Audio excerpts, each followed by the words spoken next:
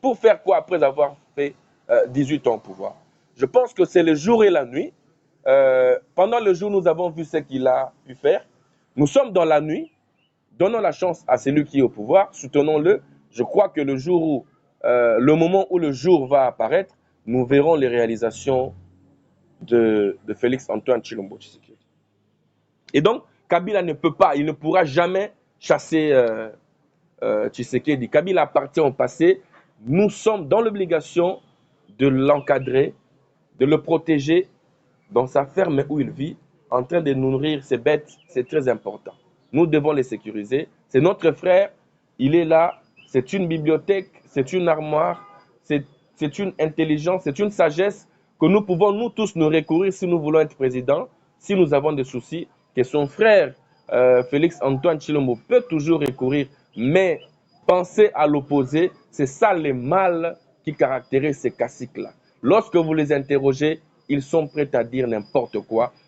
C'est pour manipuler la jeunesse.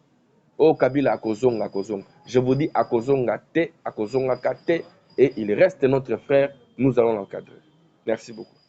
Écoutez, la vision que nous avons eue, nous sommes inspirés, ça je dois être honnête, du combat mené par ce grand homme qui s'est battu pour la souveraineté.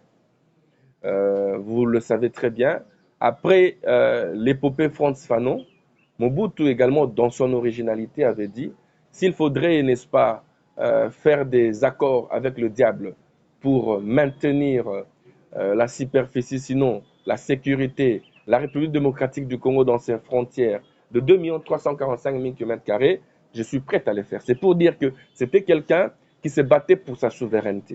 Il est même allé plus loin dans ce qu'on appelle le retour à l'authenticité.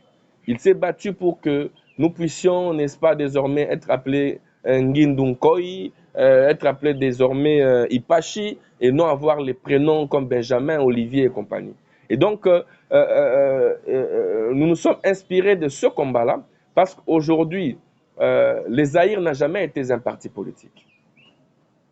Mais nous sommes allés demander la bénédiction à cet ancêtre vivant, Mobutu Joseph Désiré, pour qu'il nous donne le courage de continuer son combat.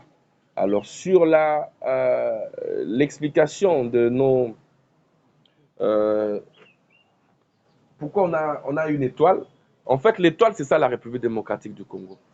Nous n'avons pas voulu mettre, comme c'est le cas avec tout le monde, nous avons mis l'étoile parce que nous pensons que cette étoile, c'est en fait ce grand Congo qui, sur le plan économique, sur le plan environnemental, sur le plan démographie, est parmi les pays compétitifs. Mais l'étoile, parce que cette étoile est enviée par tout le monde. Cette République démocratique du Congo, c'est ce que tout le monde veut avoir. Tout le monde veut avoir la forêt congolaise avec le tourbière. Tout le monde veut avoir le sol et le sous-sol congolais. Tout le monde veut avoir la démographie. Tout le monde veut venir même s'installer en RDC en occupant les terres parce que nous avons un scandale géologique. Donc, nous avons pensé que cette étoile, c'est ça le socle même du combat que nous avons avec les impérialistes, avec tous les ennemis. Mais pourquoi la couleur jaune maintenant? La couleur jaune, en fait, c'est cette richesse. La couleur jaune est symbole de la richesse. Le diamant, c'est l'or, ainsi de suite. Ce sont les couleurs très convoitées. Voilà pourquoi nous avons opté pour la couleur jaune. Alors, les anneaux, ça c'est un anneau. En fait, l'anneau, c'est le symbole même des maillons que nous sommes. Nous avions pensé qu'il fallait mettre des chaînes. Nous avons dit non. Les chaînes, c'est... nous serons en train de nous lier. Mais par contre, cet anneau, nous sommes des chaînes, des maillons en fait de cet anneau. Chacun de nous, chaque Congolais, constitue un socle de la souveraineté de son pays. C'est quoi la souveraineté? Est-ce que devrions-nous organiser les élections parce que la France, la Belgique attendent les élections? Est-ce que nous ne devons pas être souverains en termes des élections? Est-ce que devrions-nous dire que ça c'est de l'or parce que la Belgique te dit, Anvers te dit, ça c'est les diamants, ça c'est de l'or? Pourquoi ne devrions-nous pas nous mettre autour de ce cercle pour que chacun développe son coin? Nous tous, nous sommes venus ici à Kinshasa, ce qu'on appelle l'exode rural. Mais les gens de Popo Kabaka sont ici, les gens de chez moi à Matamba sont là, chez moi de Dimbelenge sont là, de Kabiaka Mwanga, les gens de l'Équateur profond, le Nord-Sud Kivu. Est-ce que chacun de nous sait rentrer chez lui, dans son village, afin de dire à ses frères qui sont restés, voilà le Congo, voilà, nous pouvons aller de l'avant. Non, chacun de nous se dit non, je dois venir à Kinshasa, la politique du matuvisme. Je dois venir à Kinshasa, là où je dois rouler carrosse, alors que dans nos villages, nous sommes aujourd'hui des intellectuels. Intellectuel que tu n'es pas capable de former un seul intellectuel dans ton village.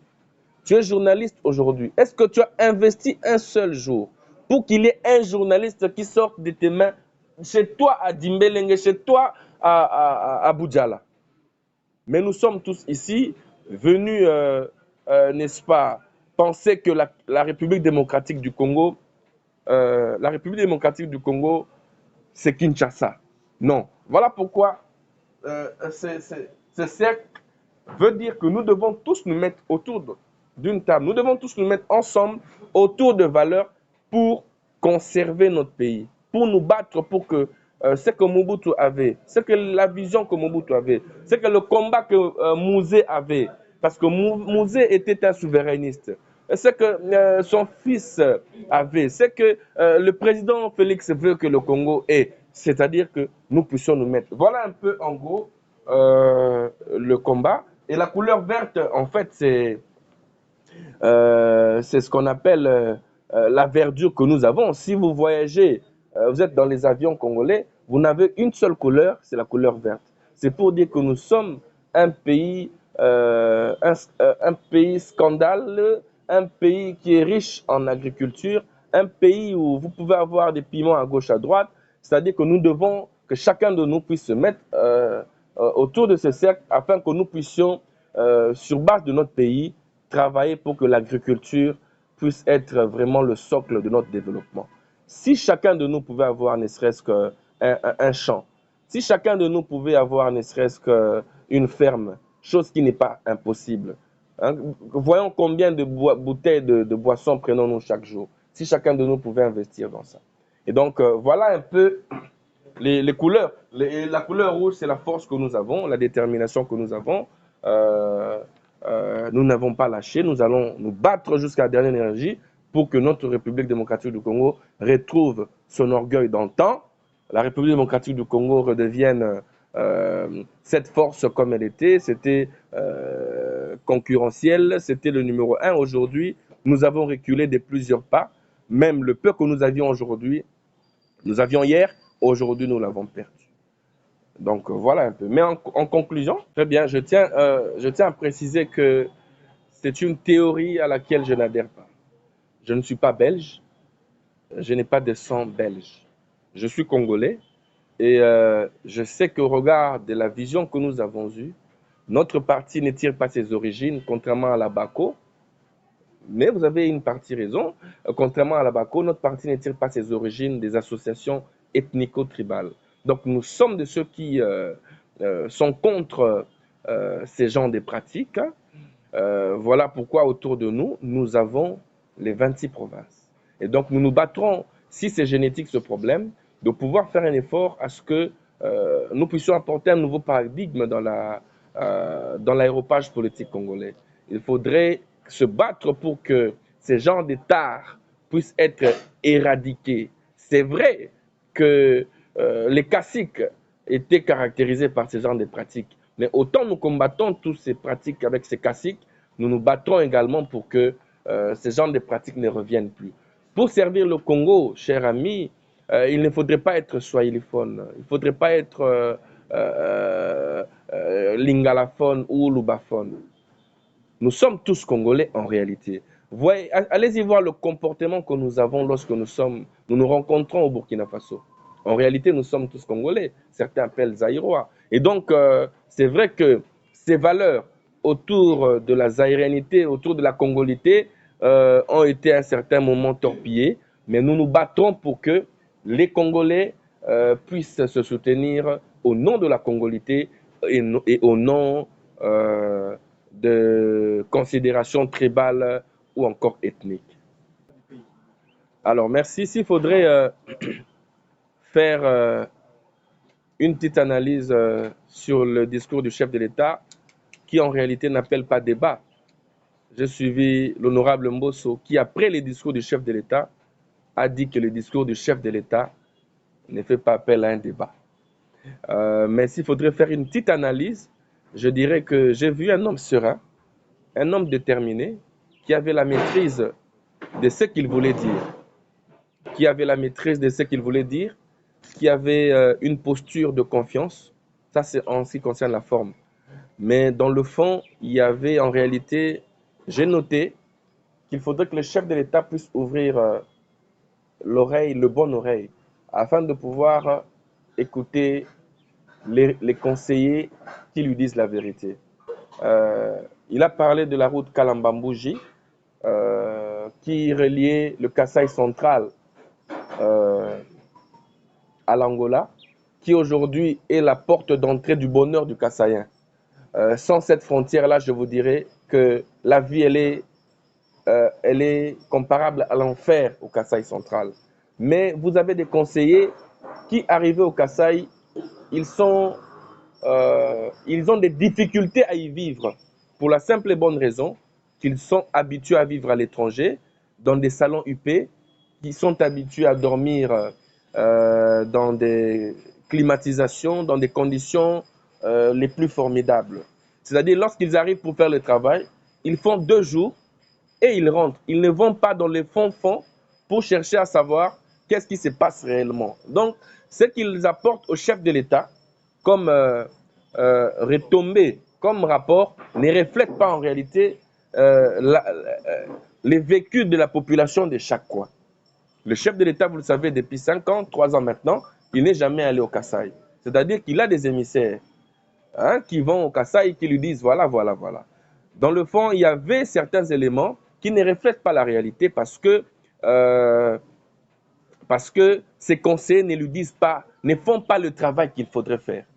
Le Kasaï central connaît des problèmes sérieux avec Kalambambouji et je ne vois pas le travail de Kalambambouji commencer et se terminer dans moins de 2 ans. C'est pour dire que si il y a une année, il y a 2 ans, le chef de l'État avait été bien informé sur l'exécution de cette route-là, je crois que la route aurait évolué. Je comprends pourquoi le chef a dit qu'il y a un problème de coordination. Parce que les coordonnateurs de la réalisation de beaucoup de projets, ce sont ses collaborateurs. Mais ces collaborateurs ne vivent pas, n'arrivent pas dans les fins fonds. Moi, j'ai été à Kananga, j'ai été à Kalamba, je suis allé jusqu'à Kalambambouji, à Kamouechi, on dit, je suis allé jusque là-bas. Mais je vous dis, la route est dans un état de délabrement très avancé. Mais je crois fermement que le chef de l'État a la bonne volonté. Sur le plan du droit, il a évoqué certaines avancées dont je partage. Vous avez aujourd'hui un pays où le détournement est devenu aujourd'hui un objet d'arrestation. Hier, on pouvait détourner comme on voulait. C'était un pays qui évolue à vase clos, où on ne pouvait même pas critiquer le fond de la casserole. On faisait des critiques superficielles. En réalité, les fonds étaient tout autres. Il y avait des détournements en cascade, mais aujourd'hui, lorsqu'on détourne, on sait arrêter la personne, on sait l'interpeller, c'est déjà quelque chose. Donc, je crois que le chef de l'État s'inscrit dans une dynamique de beaucoup de bonne volonté et que nous, jeunes, nous, leaders des partis politiques, des leaders d'opinion, nous devons l'accompagner, l'aider à voir la réalité en face. Même la presse, je salue certaines presses que vous êtes d'investigation qui vont à Beni pour voir la réalité, non rester à Kinshasa autour de sauts de moutons pour dire que voilà, le Congo va mal, le Congo va ceci, va cela. Le Congo, il est profond. Je vous invite à vous battre pour aller dans les provinces pour voir effectivement ce que le chef a dit, est-ce que ça se réalise ou pas. Sinon, je tiens ici à remercier tous les amis qui nous ont accompagnés, qui ont accepté de répondre à notre invitation. Il était pour moi question de pouvoir clarifier notre position parce que depuis que nous avions quitté le Front commun pour le Congo, qui était notre famille politique, nous ne nous sommes jamais présentés à la presse.